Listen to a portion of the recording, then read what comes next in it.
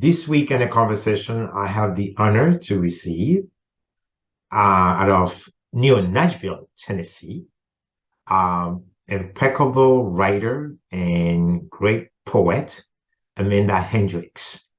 She's a writer who writes from the soul. You wouldn't want to miss this wonderful conversation with poet Amanda Hendricks. But before we get to this interesting conversation with poet Amanda Hendricks, I just want to remind you of my own uh, novel, which was published back in September. If you have not gotten a copy of it, I'm encouraging you to purchase a copy. This is the best way to support my literary journey. And if you already have, I'm sure you have a lot of friends. You can always encourage your friends also to do the same. Because I'm pretty sure once you read the story, you would fall in love with it. At least that's what my many friends have been telling me. So, yeah, get yourself a copy. The best way to support me and support the conversation also. And the other way also you can support the conversation is to subscribe to it. If you have not subscribed, if you already have, you can always encourage friends also and your friends to do the same. And if they do, don't forget to click the notification bell so that way every time a video is posted, it's going to you as soon as possible. Again, just before I close this little intro, reminding you that bittersweet memories of last spring can be found everywhere they sell books, including Walmart. So let's get started.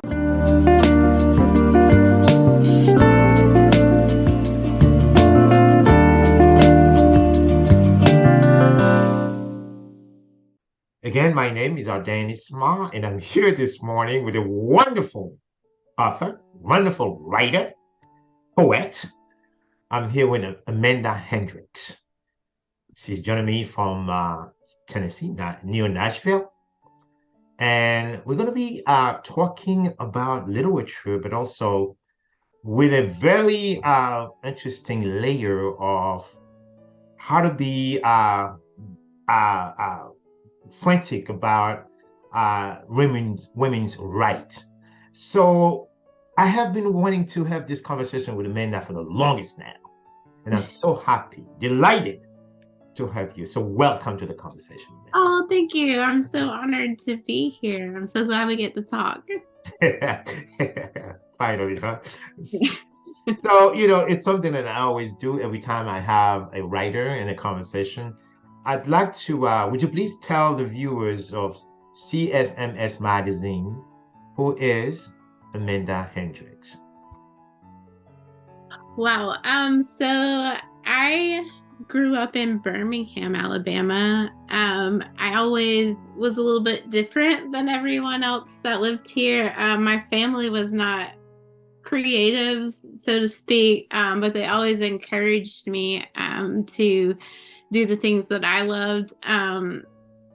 They've never once said anything like, you should have a backup. Why do you want to be a writer? You should do something more sensible. Like they were just amazing. But I had incredible teachers, English and literature teachers, and I just fell in love with writing and imagination and I was just always taught to love everybody the same. And so I kind of just started writing about the things that I felt. We had to do a poetry book every year at my school, and we had to do a literacy portfolio. And so I got really used to writing poetry and also different types of writing and fell in love with it. And so I just kind of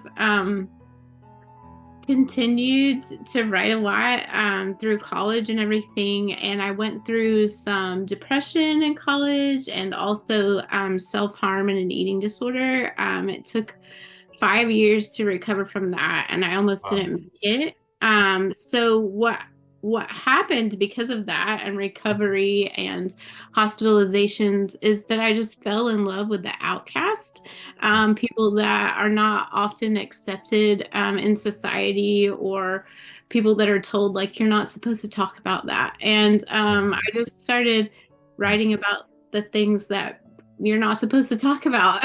And I met my husband who lived in Nashville. He's a musician. And we had a lot of adventures, and now we have Mhm. two little boys that are 4 and 6, and we are trying to raise them to be weird creatives, but also to love deeply. And so I'm a stay-at-home mom and a writer, and that's kind of me right now. So let me ask you a question, Amanda. During those 5 years fighting depression, was that when you truly become a poet? I think that it wasn't exactly when I became a poet. However, it was part of what saved my life. I think that if I hadn't have had poetry, Mhm. um, I don't know that if I would have made it through. I think it was like a God-given gift that helped me survive. But what did happen is it changed my poetry. It was like a time where I found Marge Piercy, who is a poet Right, that I love, and she wrote about just having your guts in your hands. And I think right. that I wrote about things that were beautiful or whatever. And I started really writing about just Hmm. raw things that people didn't talk about, and blood and guts. And that's what I needed to get out. And I needed to know that it was okay to write about those things. And so I do think it was a big turning point, that I just started being more passionate about things that people don't talk about but are healing to others. So Was there any particular uh, poet or writer or multiple poets or writers who have influenced you? Because your poetry seems to be really, they so soulful and so deep. You just kind of writer who writes from the soul. Sometimes people can fake that stories, but from a writer's point of view, I know what I'm talking about. But you can't read a piece that anyone cannot read a piece that you write, Amanda, and for not, you know, being felt about it, you know. So that's what I'm saying. So were there specific writers or poets who had influenced you? yes, so it's funny that a lot of times, first of all, thank you for saying that. That's so amazing, because that's kind of what I hope to put out with my work, just things people that they can connect with. But um I used to always say that I'm my favorite poet, and it sounds weird, but originally just writing, it was about like what I needed to get out of me. And so I always say that I'm my favorite poet, because I just write to get out what's inside. But I will say that when I was going through all of that, it was when I first went to college in my early 20s. I went on a trip to New Orleans with my sister, and we were in the French Quarter, and I just went into the poetry section. I pulled out "The Moon Is Always Female" by Marge Piercy, and I read it on the way home, and I just fell in love with her writing. She Right. just wrote about things that people in the South would think were crude, but yeah, just all kinds of things, female things, things that my mom or my grandma would have said, you don't speak about that. I mean, like genital mutilation. She talks about, just things that her body did, literally just what it's like to be a woman. And I just was like, okay, all right. And later on, I had a professor, because we used to have visiting writers come through, and I was like, oh, maybe we'll have Marge Piercy sometimes. And he was like, don't count on ever studying with her. And later on in life, after I healed, it was like a full circle kind of God moment. I got to study with her in Vermont at a residency, and then she had a writing intensive at her house in Wellfleet, Massachusetts, and I got to be a part of that, and we kind of became friends. And so it's been a cool thing. But and now just I'm really influenced by spoken word a lot. A lot of artists similarly that just rip their guts out and put it out there so that people know how important stories are. People like Gina Anverly and Andrea Gibson and Right. those kind of people. So yeah, just any kind of strong women out there talking about things that need to be voiced for people that can't voice them themselves. I just love. I also love Mary Oliver. But yeah, Marge had a big influence, and she's been a good mentor. So yeah. Okay. And of course, it's a blessing for you as a writer. So you have the skills to express exactly what you feel inside. So, and I just want to switch from poetry to this particular side of you as a woman who truly believes in the feminine cause. And I'm going to read a little paragraph of a piece that you wrote. Okay. It was right after the devastating ruling, overruling, I would say, Roe versus Wade. And you wrote this piece, and I'm going to read this little passage. You said, "When I tell you how deeply my heart is hurting over the decision to overturn Roe versus Wade, I need you to listen.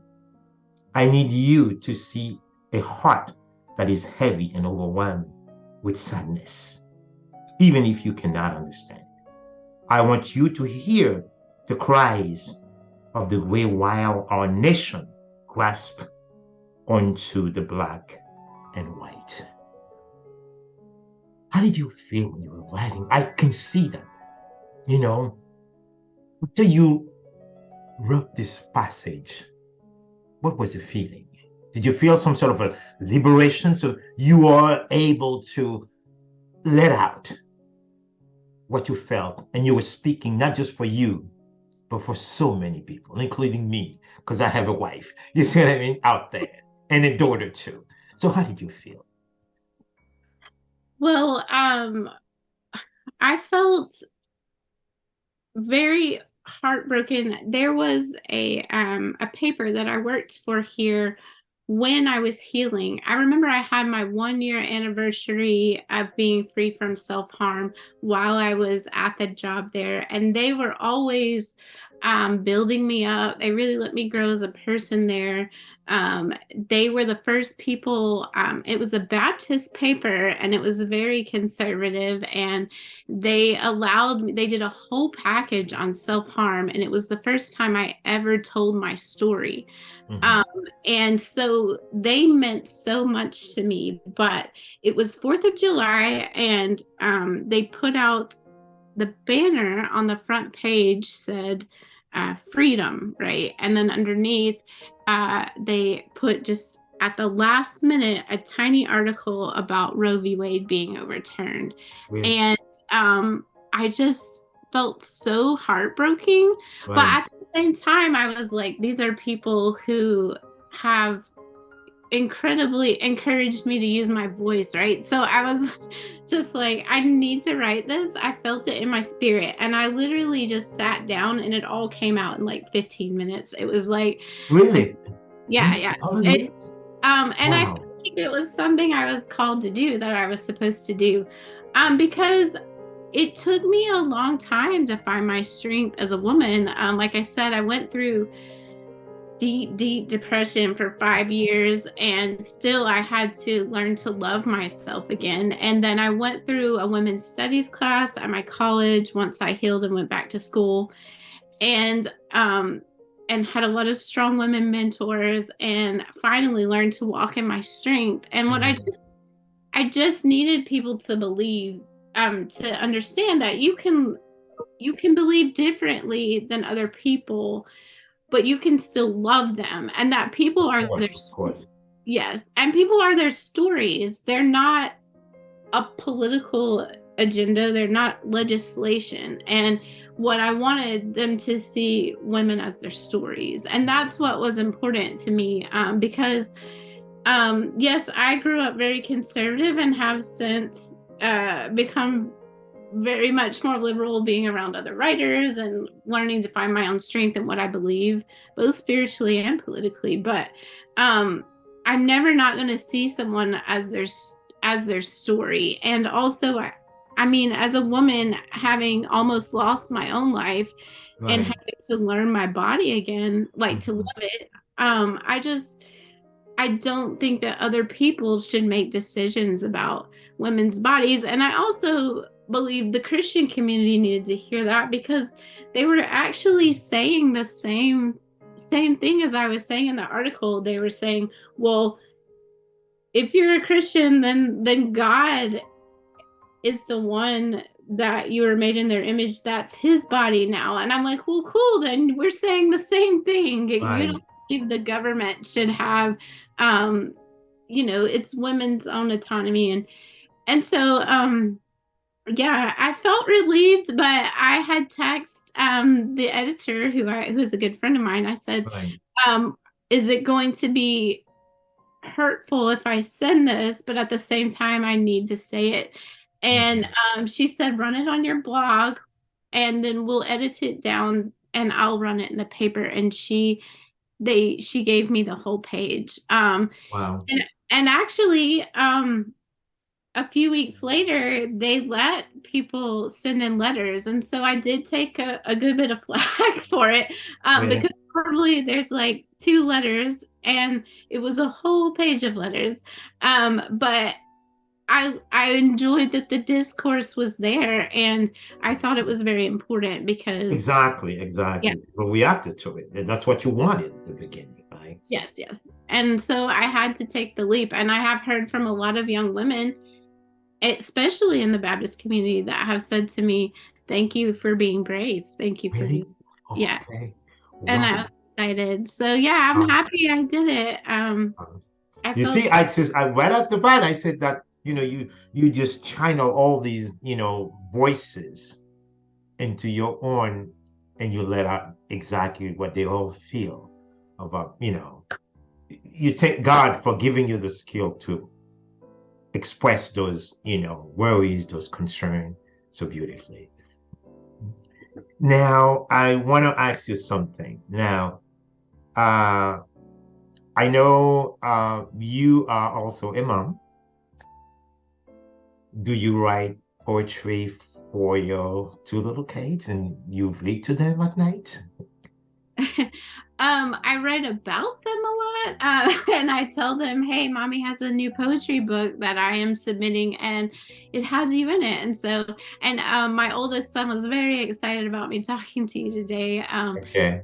But I read a few weeks ago. My oldest son Ezra is 6, and I Okay. read him to sleep with Mary Oliver. And I don't know that I read them my poetry, but we do at nap time and bedtime. I say, here's 3 words, because those are the prompts you may have seen on social media that I use to get other people to write poems with me.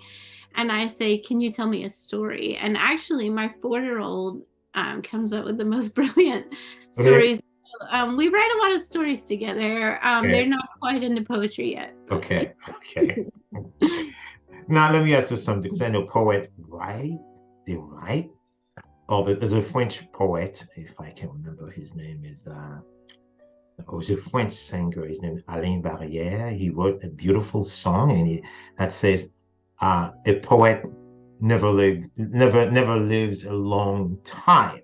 It was ridiculing, what a lot of people uh, would love to say.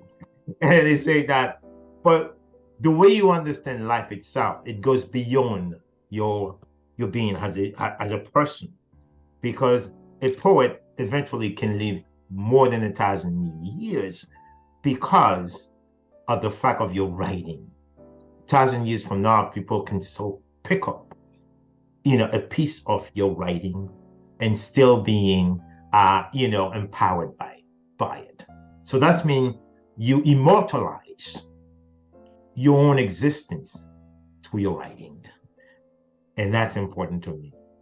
So when you is that I know poets, most poets that I have spoken to uh, told me that they feel at their best when it's late at night, quiet. Is that when you write also? Or you can write anytime, anywhere? Um, I can write anytime. I do like it to be quiet, or I like to play some sort of classical music to distract my brain in the background. But Okay. I am a night person, and I don't know if that's just something common with writers, but I usually, even though I am tired from having small children, I go to bed about 1 o'clock. That's my thing. But I write any time of the day. Okay. I do like that quote that you said. I think it's so funny because writing in different genres, it does tend to either something um is important to me socially, or something has hurt me. I will reach for a poem more often, like, or to write poetry. Then when I'm more happy, I will reach more like for a short story, or a blog. And I had a professor tell me once, when I was going through the cutting and things, Mhm. I wrote a lot about depression and things like that. I think when you quoted like poets' lives are short, like a lot of times they think of like Right. depressed people. And he said, well, what do you, he was being snarky, and he said, well, what are you going to write about when you're happy? And I was That's a like, good oh my question. gosh, but I had to get those things out at the time. And so I really did have to learn about like, how do you write poetry when you're happy and still be effective, right? And Mhm. and so I was able to figure that out. So yeah, I can write anytime in the day, but just like with poetry or even playwriting, it is just amazing that your words can live on, or that people are speaking your words on a stage when you're at home asleep. I do like that about writing. So So now in literature, what kind of genre that you really love the most? Is that romance or historical or fantasy, or which is the preferred genre in literature? I read a lot of different things. I really love science fiction. Okay. I really love, like, right now, I'm really into Taylor Jenkins Reid.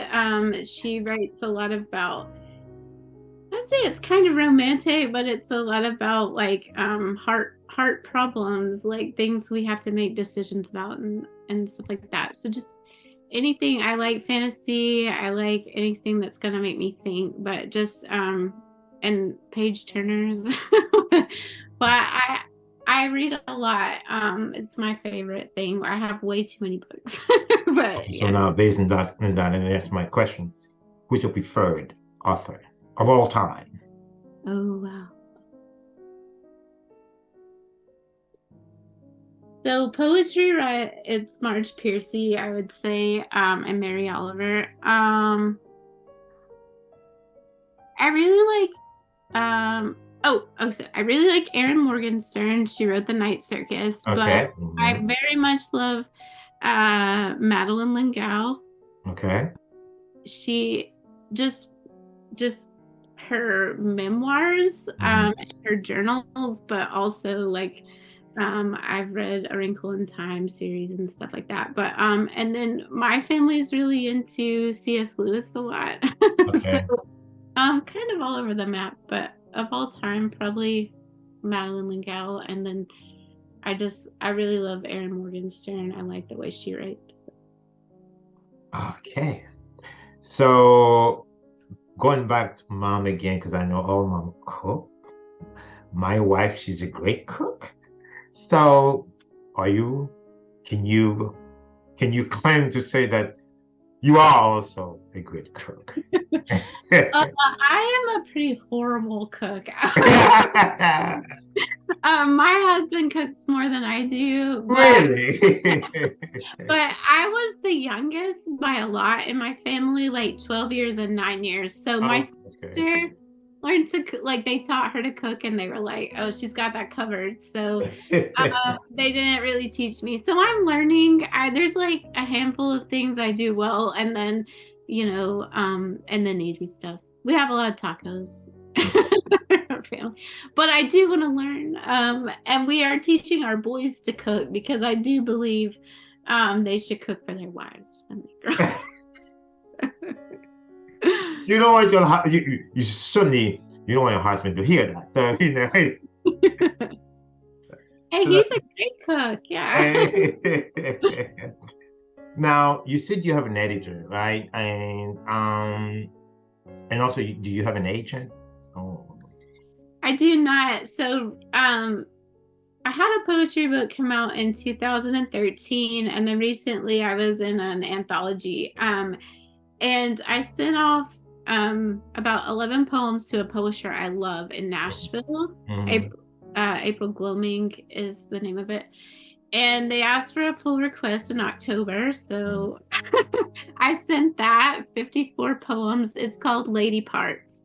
And it's about different parts of being a woman. So it is about the women in Iran. It's about the mothers in Ukraine, but it's also about like personal things I went through postpartum. It's about just being a mom and a daughter and a wife. And so I'm hoping that gets picked up by them, but I am starting to query because I would like to have an agent. I work better with deadlines. and now since I did complete the full manuscript for them, I will be sending it out to more publishers. So I'm excited for that. But okay, now any other fiction work like long prose, like a novel, for example? I do have an idea for a novel, and I have started it. I don't work on it a lot just because it's a lot easier with the boys right now to write a poem than it is to sit down and work on. So I'm trying to learn how to navigate not being exhausted as a mom, and your brain can't be quite as creative. But I do have a blog. Trail Mix is what it's called, the sweet crunchy and salty of life. And so I write a lot of memoir. I write a lot. The article about Roe v. Wade started there. And I write a lot of fan fiction, which is funny, but it helps with writer's block for me because the characters are already established and you can have fun, right? And then get your brain going and go back to your work. So that's fictional, and I wish I could make a living off of it, but because I love it so much. But yeah, I am hoping to start a novel. It is based about a stay-at-home mom who at night sneaks out, and her husband thinks she's having an affair, but she actually goes to churches who have offensive church signs and changes them to kind and loving things. And so I'm hoping to work on that more soon. I'm excited. Let me guess, it's gonna be like a character-driven story. Very character-driven. Just a lot of things that I've learned as a mom about just crazy things you never talk about: exhaustion, your body, having small children and losing yourself, that kind of thing. So. I know, because I remember when I got married, I was a little older than my wife, but she was only 22, and I was 27 when we got married. So, but I was still in college. So, and I also work 4 to 12, and she's left alone in the house with the baby. She had never experienced the stress, that a mother really has to endure, especially first-time mom, So I would be coming very late at night, around midnight, extremely exhausted after school and work. The first thing she did, hand me the baby. I'm gone. I didn't realize that. I was always, not happy about it. But months later, she sat down one afternoon and she told me exactly how much she was, how she was feeling during those moments. And I realized that I did the right thing. I never said no. Of course, that was part of my responsibility, anyway. Right. So I know exactly what you're talking about. It's yeah. So we've been talking for like what, more than half hour now. So I have a last question for you. Okay. Okay. Is there any particular advice you would want to give to mothers out there like you, or women out there who would want to follow your path, at least those who have the skill to do it, to express, you know, what they feel on behalf of those women who, whose voices would otherwise have been suppressed if we want you, for you like this, someone who would want to follow your path of becoming an impeccable poet, an impeccable writer. What advice? I would say that I see you. I know how hard it is to be a creative and to put that on hold, because I remember like just being on the floor, like crying at a time when we thought we were going to be able to have kids, saying I would give up all the writing if I could just feel someone come through me and be able to hold that baby. But then I'm a stay-at-home mom now and thinking, what's going to happen with the writing? Like, it's gone, I don't have time for that. And I had a friend who is a poet tell me, enjoy being with your kids, the writing will be there. And though it should have felt peaceful, at the same time, it's like, I know I'm not promised tomorrow and I really want to do this. So what I would say is, I would say integrate your creativity as much as possible with your kids.